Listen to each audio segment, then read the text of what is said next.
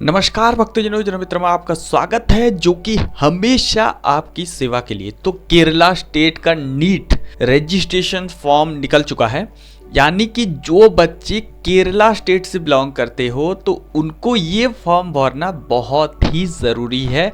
और इसमें आपको आर्किटेक्चरल कोर्सेस, इंजीनियरिंग कोर्सेस और मेडिकल के साथ साथ एलाइड कोर्सेस को देखने के लिए भी मिलेगा। आप चाहे मेडिकल करना चाहते हो, आप चाहे एग्रीकल्चर कोर्सेस करना चाहते हो, तो सारी चीज़ों के लिए जो है कीम यानी कि Kerala engineering architecture and medical courses, तो यहाँ पे 2025 के लिए एप्लीकेशन फॉर्म निकाल दिए गए हैं। तो इसमें मैं सारा चीज़ें यानी कि एलिजिबिलिटी क्राइटेरिया, आपको क्या क्या चीज़ें लगेगा जो एप्लीकेशन फॉर्म भरते समय, उसके बाद आपको कितने कॉलेजेस है मेडिकल के, आपका जो है फी स्ट्रक्चर क्या है, एप्लीकेशन फ़ी कितना लगेगा, तो ये सारी चीज़ों के बारे में मैं आपको बताऊंगा। इसके साथ साथ मैं पूरे जो साइट पे लॉन्च किए गए हैं, देखिए मैं आपको दिखा देता हूँ। यहाँ पे अगर हम cee.kerala.gov.in पे जाएंगे तो इस सारी चीज़ें आपको मिल जाएंगे, जहाँ पे देखिए न्यू एप्लीकेशंस फॉर आपको मेडिकल कोर्सेज के लिए इनवाइट किया जा रहा है। और यहाँ पे सारी चीज़ें एक करके मैं आपको यहाँ पे दिखाऊंगा और बताऊंगा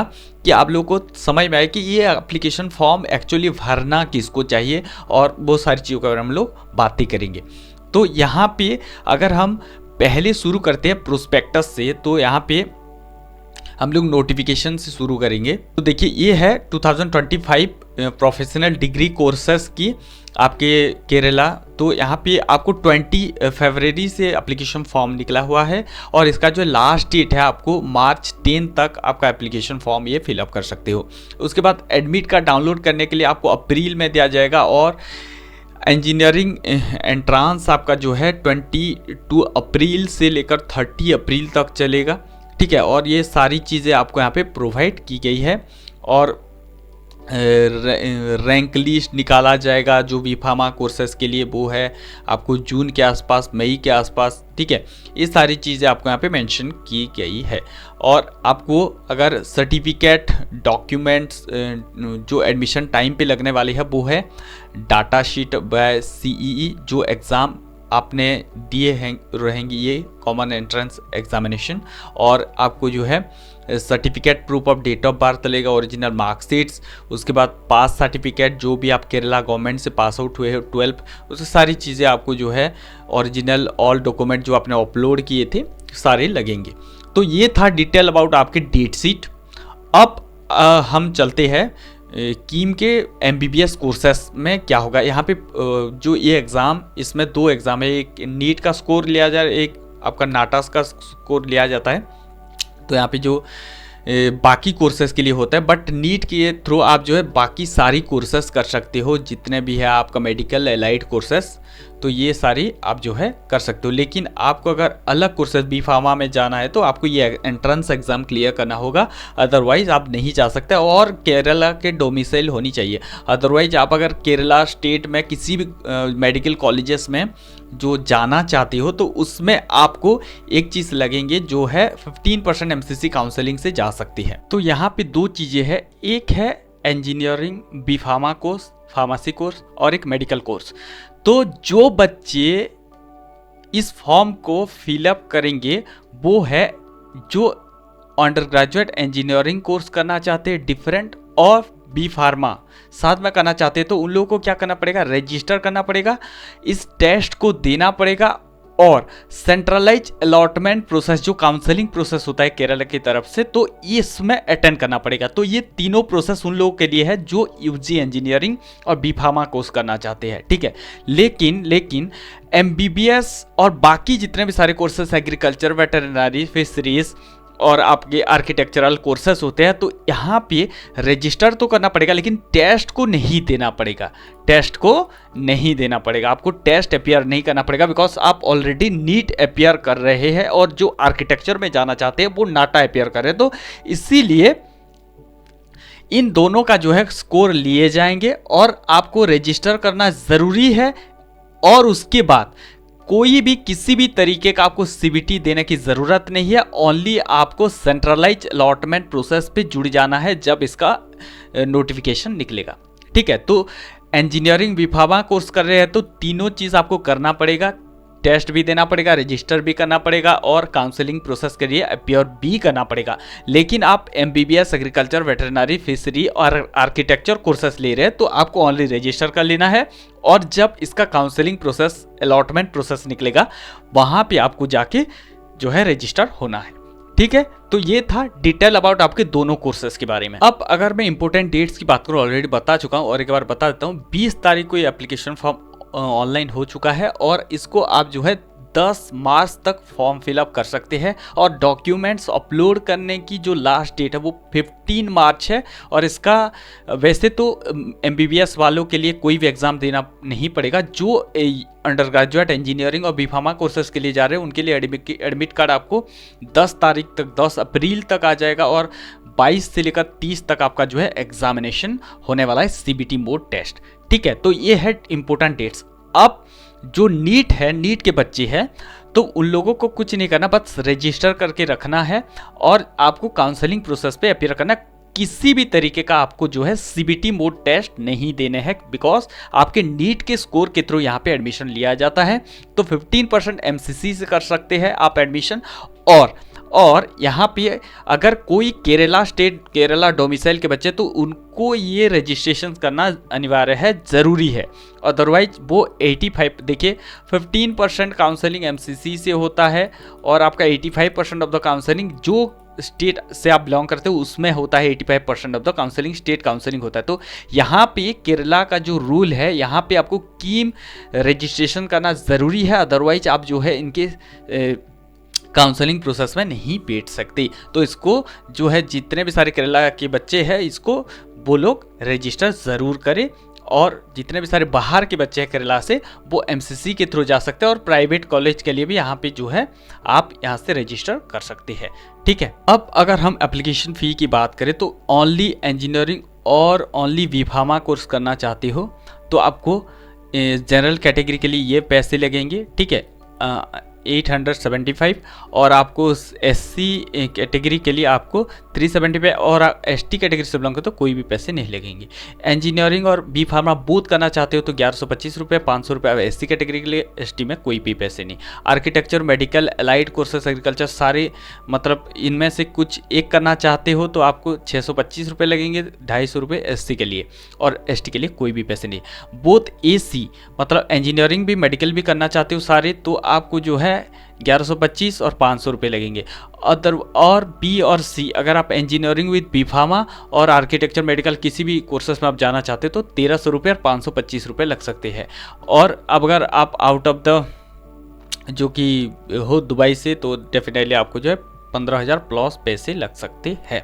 तो ये है डिटेल अबाउट आपके फ़ी स्ट्रक्चर। अब अगर हम रजिस्ट्रेशन प्रोसेस की बात करें तो आपको यहाँ पे पहले रजिस्ट्रेशन करना पड़ेगा, एप्लीकेशन को फिल करना पड़ेगा, एप्लीकेशन फ़ी पेमेंट करने पड़ेंगे, आपका सर्टिफिकेट्स, इमेज अपलोड करने पड़ेंगे और एक्नॉलेजमेंट आपको लेने हैं। इतने प्रोसेस करना है, क्या करना है पूरा एंड में मैं बताऊँगा पूरे प्रोसेस। ठीक है, अब इस बात को ध्यान से समझना।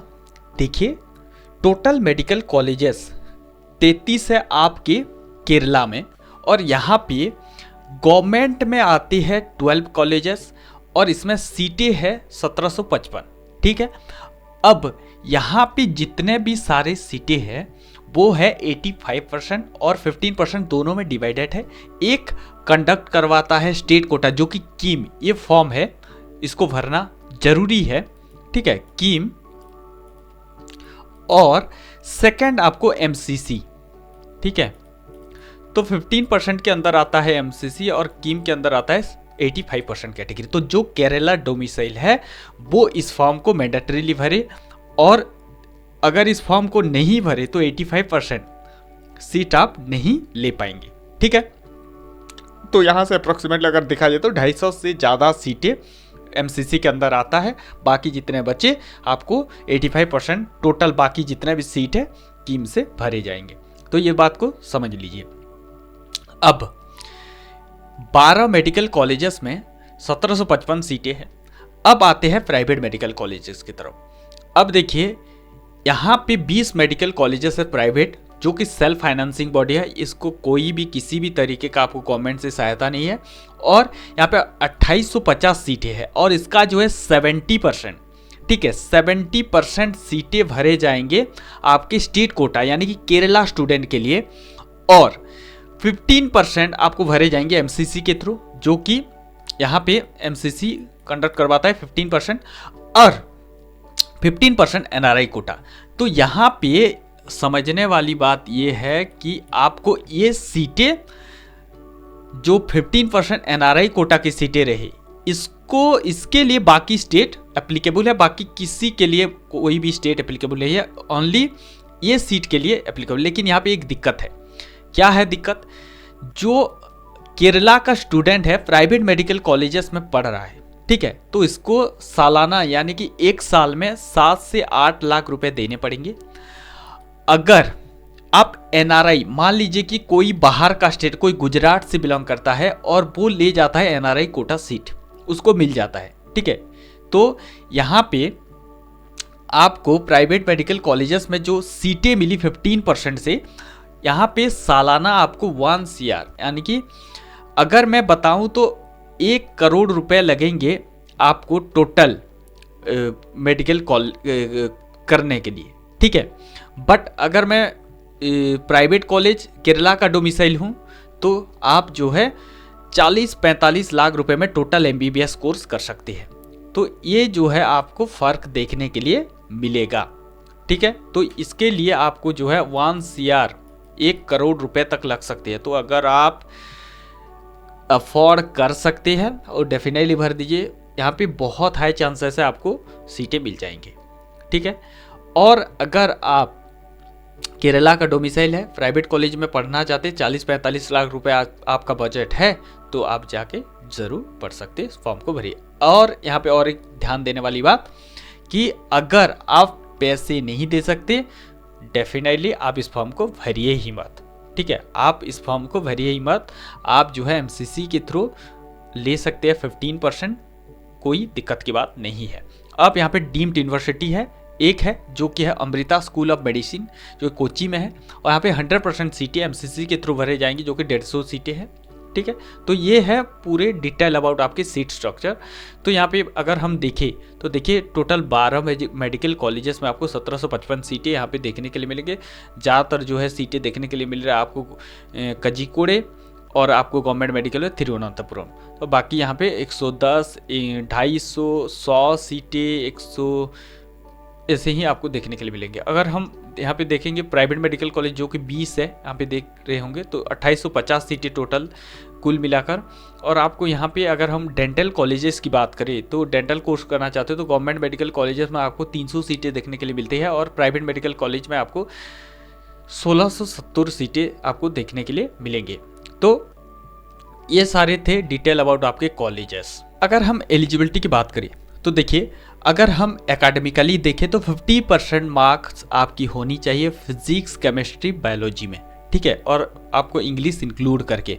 अब यहाँ पे MBBS BDS कोर्सेस अगर लेना चाहते हो तो same BAMS BHMS, same category BSMS, same category BUMS के लिए, ठीक है।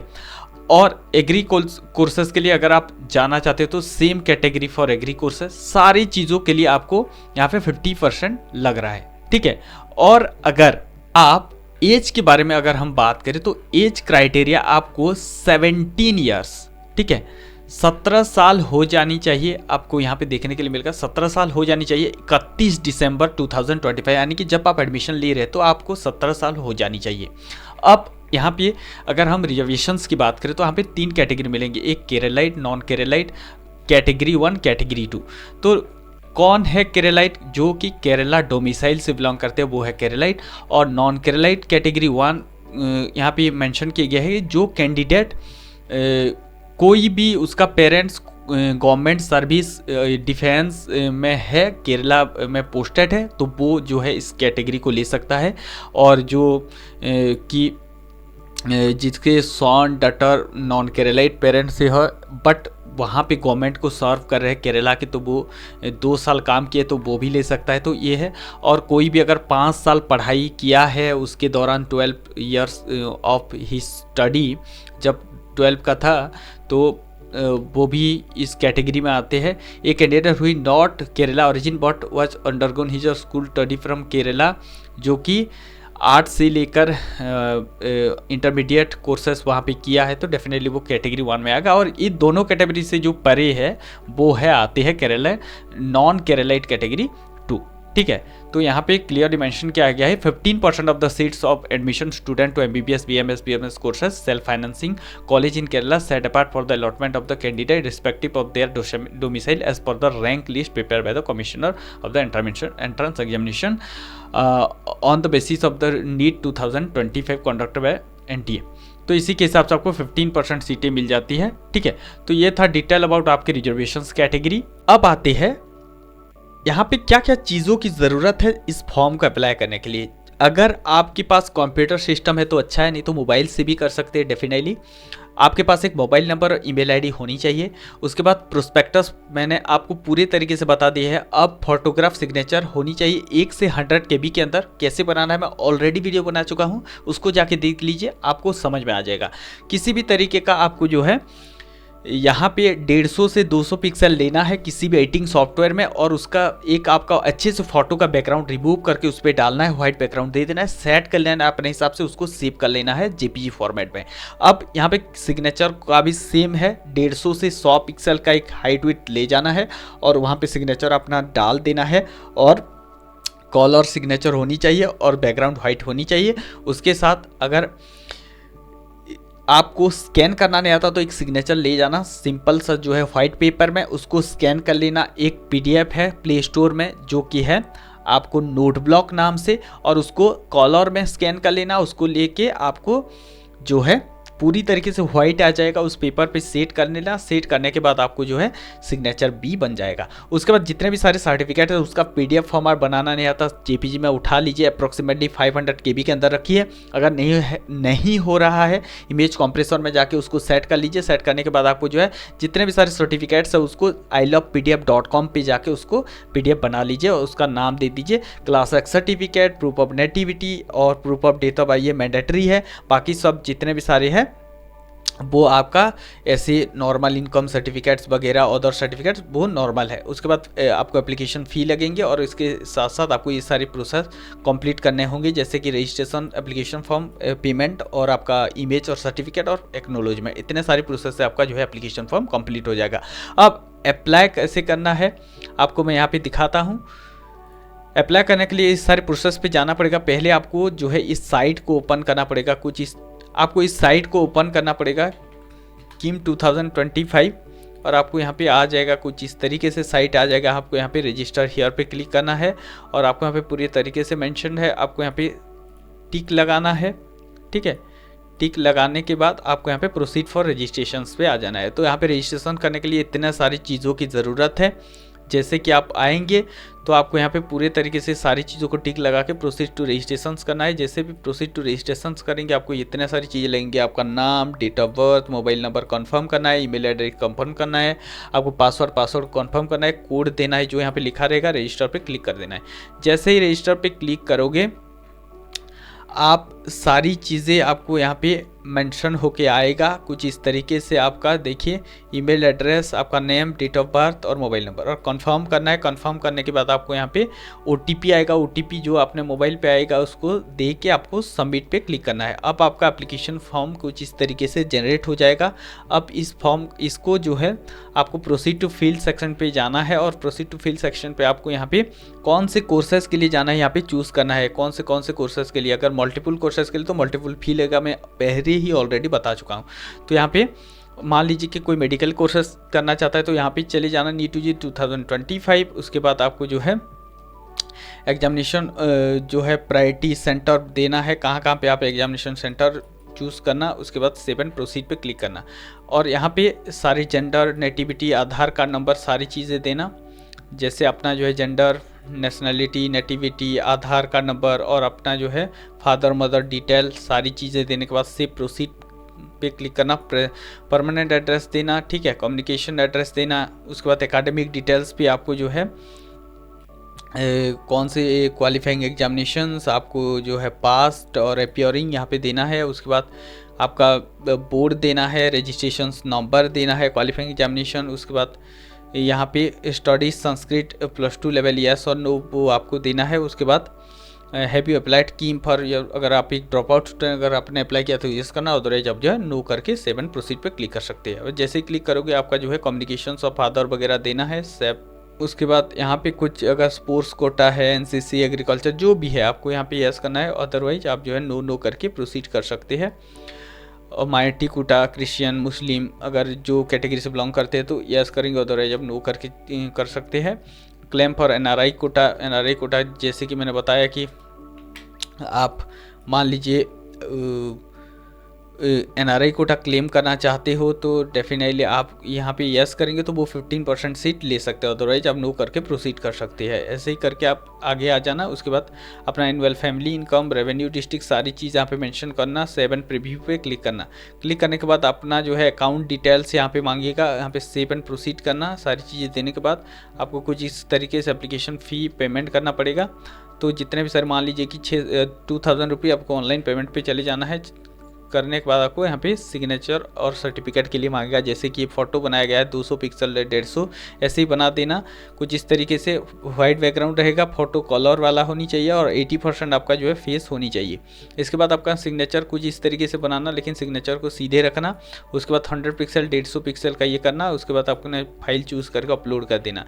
जैसे अपलोड कर देंगे आपको कुछ इस तरीके से मांगेगा, जहाँ जहाँ पे आपको एस्ट्रिक लगा है वो है मैंडेटरी, बाकी मैंडेटरी नहीं है।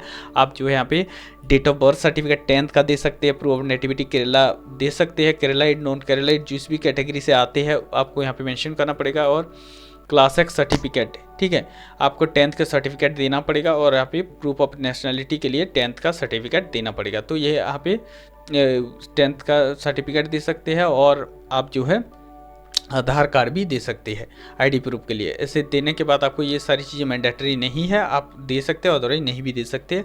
उसके बाद आप जो है करके प्रिंट आउट निकाल सकते हैं एप्लीकेशन फॉर्म, ठीक है। तो ऐसे ही करके प्रिंट एक्नॉलेजमेंट कर सकते हैं और अपना जो है जितने भी सर्टिफिकेट अपलोड किया यहाँ पे देख सकते हैं। तो ये था डिटेल अबाउट आपकी कैसे अपलोड करेंगे और कैसे फॉर्म फिलअप करेंगे। अब यहाँ पे फ़ोटो कैसे अपलोड करना है, देखिए यहाँ पे मेंशन तो ऑलरेडी मैं कर लिया हूँ, यहाँ पे देखने की ज़रूरत नहीं है। उसके बाद अगर किन बातों को ध्यान दें जो कि एप्लीकेशन फॉर्म हमारा रिजेक्ट ना हो, तो यहाँ पे देखिए if the uploader photograph do not specification give the menu how to upload, वहाँ पे देखिए अगर सिग्नेचर इज़ नॉट क्लियर, अगर ऑथेंटिकेशन मान लीजिए कि nativity and date of birth certificate upload नहीं किया गया है, if the require application fee payment नहीं की है, तो इस तरीके से आपका जो है एप्लीकेशन फॉर्म रिजेक्ट हो सकता है, ठीक है। तो ये था डिटेल अबाउट आपके कीम के रजिस्ट्रेशंस के बारे में। तो आई होप आप समझ गए होंगे। तो मिलते हैं और एक नई वीडियो में, तब तक के लिए इंतज़ार करते रहिए। हमारे साथ जुड़ने के लिए दिल की गहराई से प्रेमपूर्वक धन्यवाद।